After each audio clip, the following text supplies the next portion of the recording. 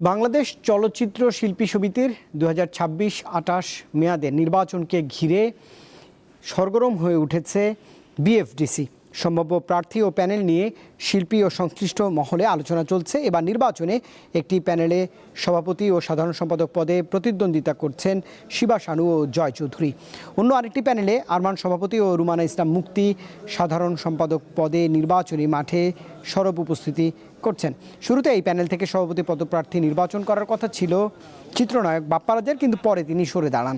এবারে নির্বাচনে শিল্পীদের কল্যাণ সংগঠনের কার্যক্রম জোরদার এবং চলচ্চিত্র শিল্পের সংকট মোকাবেলায় নানা প্রতিশ্রুতি দিচ্ছেন প্রার্থীরা। আগামী 3 জুলাই বিএফডিসিতে শিল্পী সমিতির নির্বাচন অনুষ্ঠিত হবার কথা রয়েছে।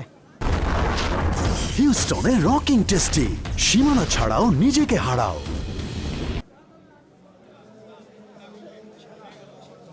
দুই প্যানেলেরই মনোনয়নপত্র জমা দেওয়ার পর উৎসব আর আমেজটা অনেক বেশি বেড়ে গেছে।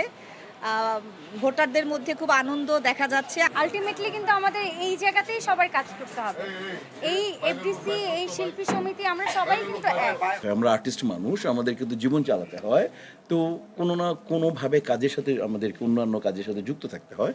সেই জন্য এখানে আপনি স্টার শিল্পীর এই যে এবার মনে হয় যোগদানটা একটু হয়তো বা কম।